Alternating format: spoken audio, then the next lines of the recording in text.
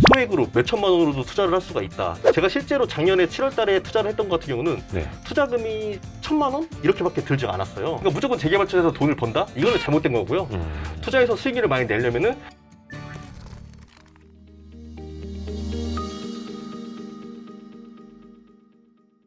저도 사실 네네네.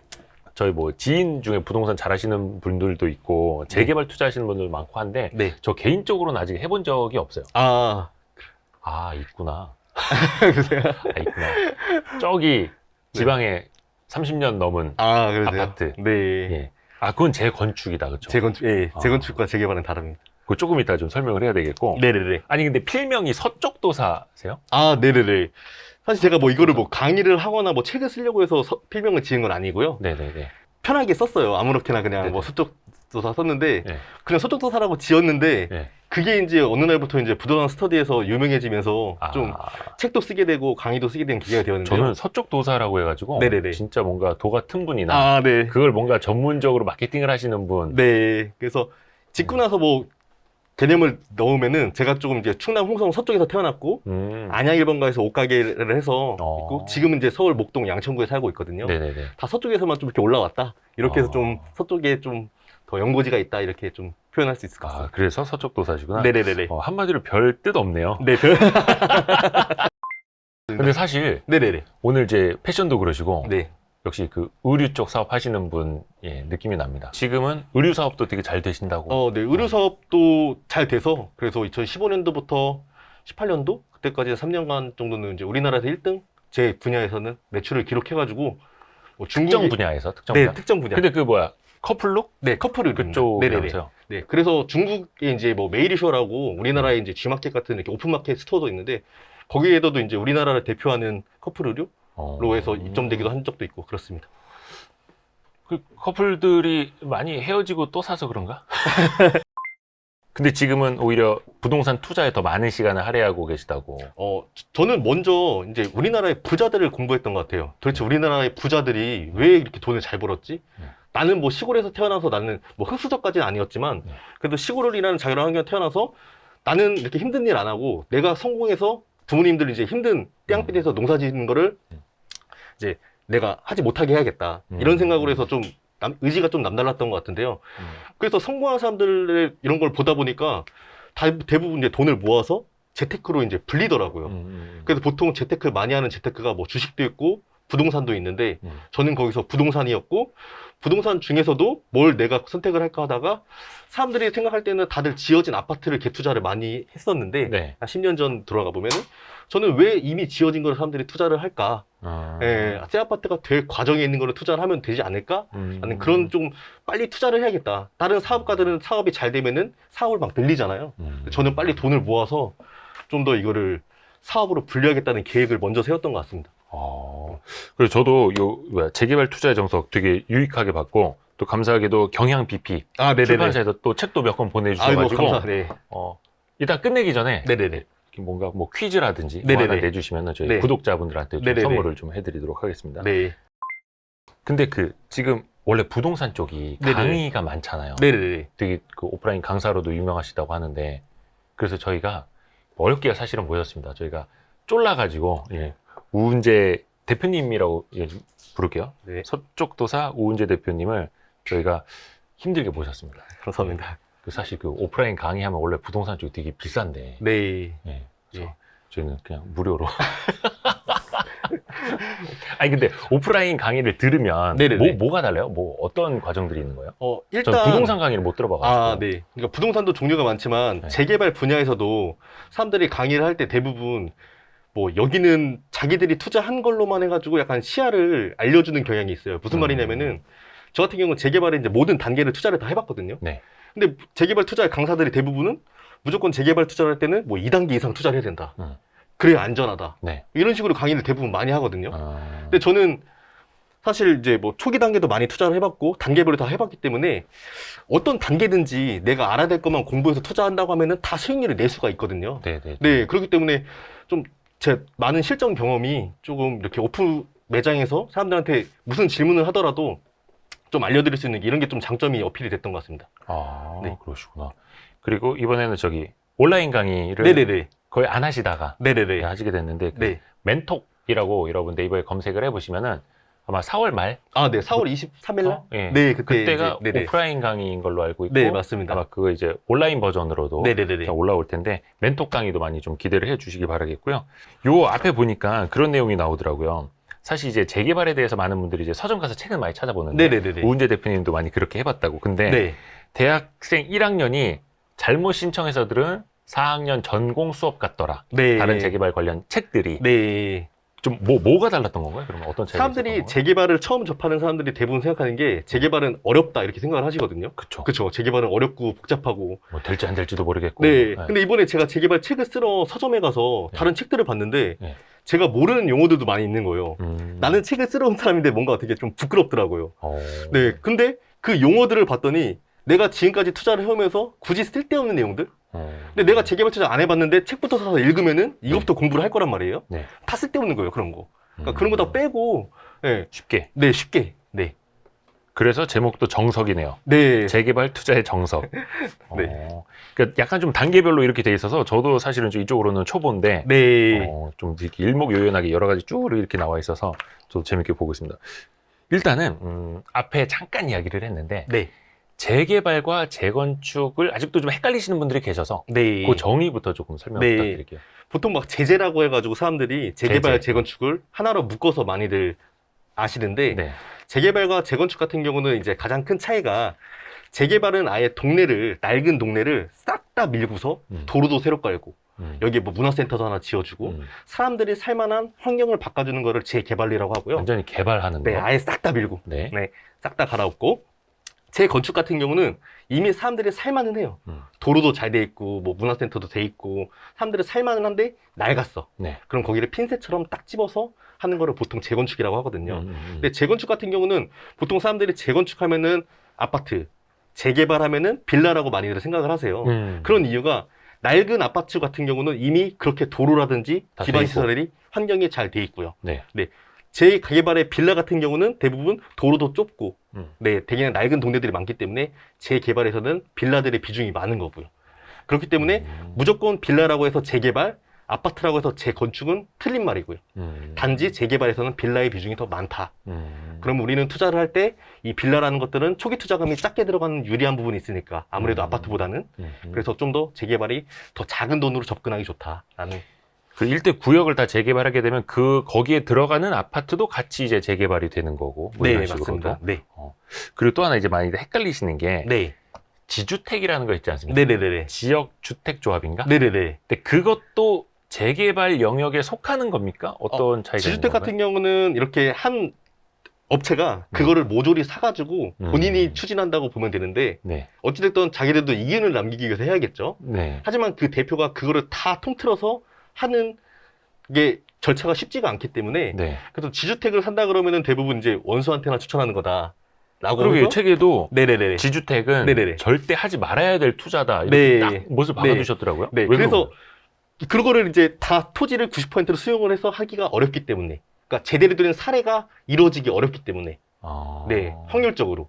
그러니까 확률적으로 낮은 거를 내가 투자하는 입장에서 굳이 할 필요가 없는 거잖아요. 네. 그래서 제가 아까 좀 쓸데없는 얘기 공부할 필요 없다라고 한 부분 중에서 여기도 들어갑니다. 굳이 지주택 같은 거는 네, 확률적으로 낮은데 그거를 내가 공부해서 거기를 들어가겠다? 네, 그건 근데 좀 이거를 지주택 개발 사업을 하겠다라는 업자들이 좀 많잖아요. 네네네네. 그래서 막 플랜카드도 많이 네. 붙여놓고 막 설명회도 하고. 네. 왜 하는 거예요? 그러면? 일단은 그분들의 말만 들어보면 굉장히 달콤한 유혹이죠. 당장 잘 될 것 같고, 사진 보면은 굉장히 의리의리하고 막 의리의리할 것 미래 같고. 뭐 엄청난 일이 네. 생길 것 같고. 네. 하지만 그 토지 수용 90% 이상을 얻기가 굉장히 힘듭니다. 네. 한 사람의 의지가 강하다고 해서 나머지 그거를 다 내 뜻 같지 않거든요. 재개발 같은 경우는 어찌됐건 나만 이거를 원한다고 해서 개발을 원한다고 해서 이게 개발이 되는 게 아니고, 그렇죠. 전체 동률을 75%가 넘어야지만 개발이 되는 사업인데, 네, 그 동률 90% 땅을 매입하기 굉장히 어렵습니다. 그러면 이게 네. 지역주택조합 사업은 토지 수용의 90% 이상이 돼야 시작할 수 있네요. 네. 그래서 애초에 그냥 그래서 네. 확률이 낮다. 네, 그러니까 그렇게 공부를 하지 말자 그냥 깔끔하게. 예. 부동산 투자도 사실은 뭐라 해야 되나? 전공이 좀 있다고 그래야 될까요? 네네네. 어떤 분들은 갭 투자, 네네. 어떤 분들은 경매, 어떤 네. 분들은 수익형 부동산 이렇게 다 다른데 서쪽도사 우은재 대표님은 왜 꼭 재개발 투자 여기에다 이제 좀 초점을 두시는 건지.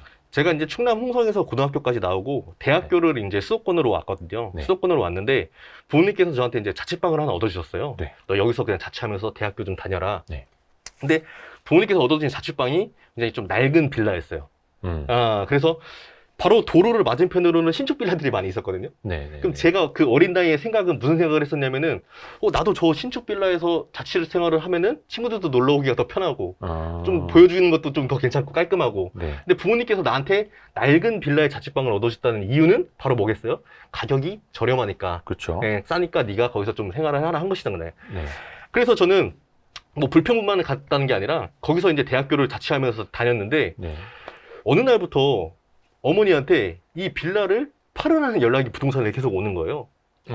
그걸 사서 이렇게 해주셨죠? 네. 근데 네. 이게 빌라가 너무 낡아서. 네네네. 그 제가 어머니한테 아니 엄마 이거 누가 사 이거를 이거 낡았는데 이걸 누가 산다는 사람이 있어. 그러니까 그치? 그런데 이게 연락이 막 2번, 3번 오고 계속 자주 부동산에서 오니까 어머니께서도 일단은 제가 그냥 학교를 다녀야 되는 거고 이사할 그런 상황은 아니어서 그냥 내가 다니겠다고 해서 가지고 있었는데 네. 그게 제가 이제 기간이 몇 년 지나서 네. 보니까 제가 사고 싶었던 그 도로의 맞은편에 있던 신축 빌라들 있잖아요. 네네네. 걔의 가격을 이게 앞지르기 시작하는 거예요. 신축 빌라보다 구축 빌라가. 네, 내가 살고 있는 그 낡은 빌라가. 네네. 나는 이거를 돈이 없어서 못 샀는데. 네네네. 네, 도로 하나를 사이로 같은 네. 동네인데. 예. 그때 머리를 한 대 뒤통수를 팍 맞은 것 같은 거예요. 아.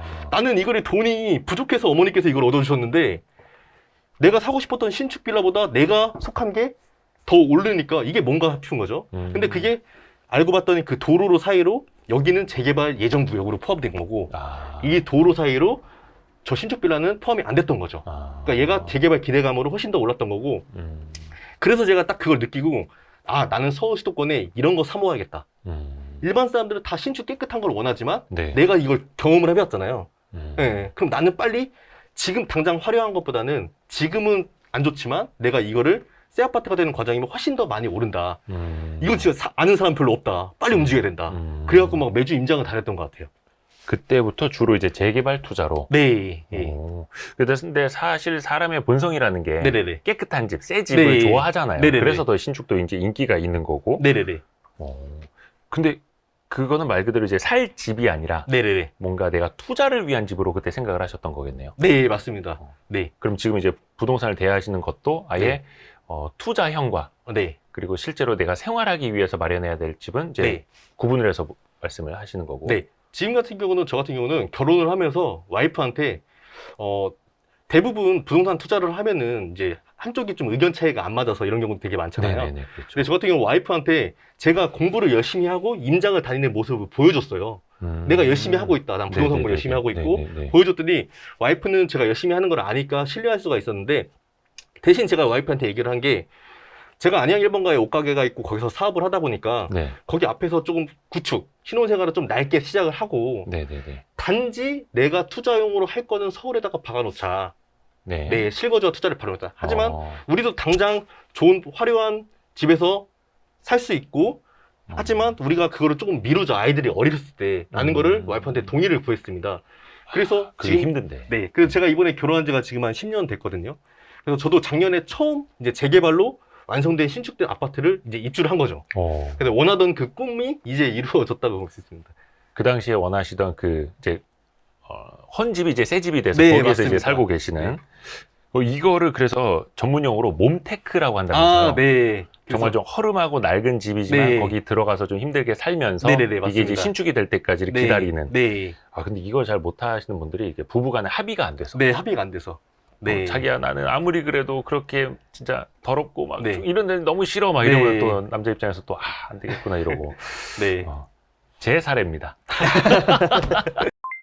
재개발 투자는 그러면 네. 얼마로 시작할 수 있는 거예요? 이게 물론 이제 지역이나 뭐에 따라 네. 다 다르겠지만. 네. 예. 제가 처음에 11년 전에 시작을 했을 때는 돈이 부족해서 제가 안양에 거주를 하다 보니까 그 의왕, 군포 이쪽 안양 이쪽만 시야를 밝혔던 것 같아요. 네. 처음 시작할 때는. 아는 곳. 내 아는 곳, 내가 아는 곳. 음. 그래서 이제 거기부터 해서 몇 천만 원으로 해서 갭을 끼고 이렇게 투자를 소소하게 했었는데 네. 지금 와서 제가 느낀 건 뭐냐면은 제가 너무 시야가 너무 좁았다는 거죠. 그래서 저 같은 경우는 지금 서울 수도권 임장을 안 가본 데가 없거든요.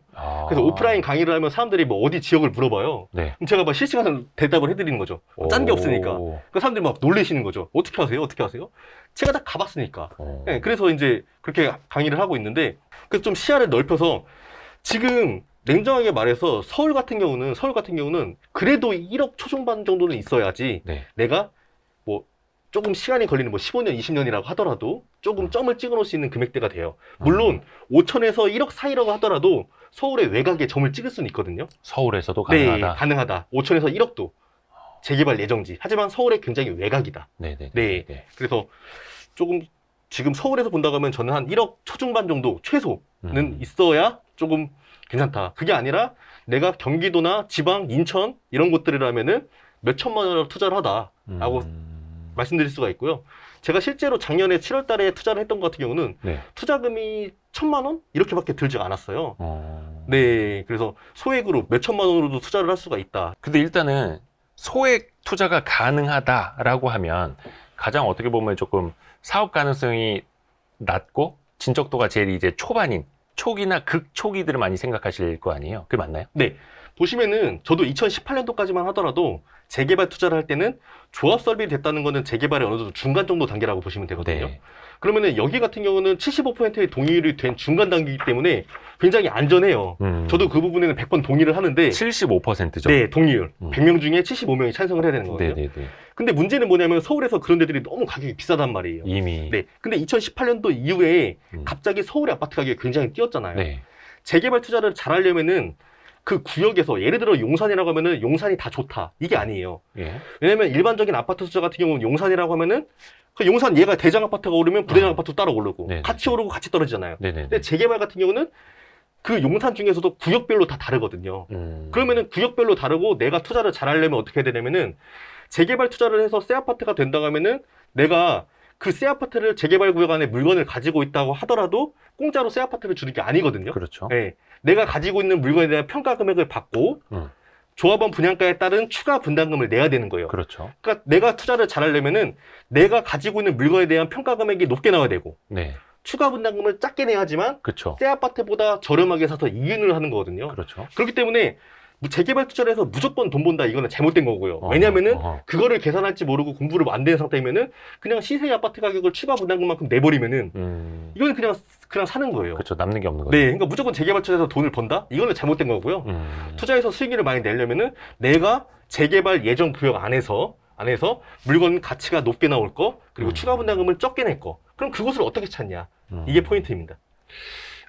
그래서 저도 그래서 특정 지역에서 글을 한번 찾아본 적이 있는데 이미 뭐 프리미엄이 어마어마하게 붙어 있고 거의 뭐 그 옆에 있는 아파트를 사는 거랑 별 차이가 없어 보이고 네네. 막 그래서 메리트가 없다고 좀 판단하는 사례가 있었는데 하여튼 네. 그걸 찾는 게 그게 어려운 거죠. 네, 그렇지만 일단은 내가 사람들이 가지고 있는 돈을 확실하게 정하셔야 돼요. 내가 예를 들어서 돈이 1억 쓸지 2억 쓸지. 네네. 근데 이걸 가지고 내가 2억을 쓸 건데 뭐 1억 5천짜리 하나 투자하고 뭐 서쪽도 사는 뭐 몇천으로 투자하니까 5천 투자하고 이렇게 돈을 나누시면 안 되고요. 예. 재개발 투자할 때는 돈을 하나로 최대한 뭉쳐가지고 예. 얘를 가지고 어디를 투자했을 때 내가 남들보다 더 많이 벌 수 있는지.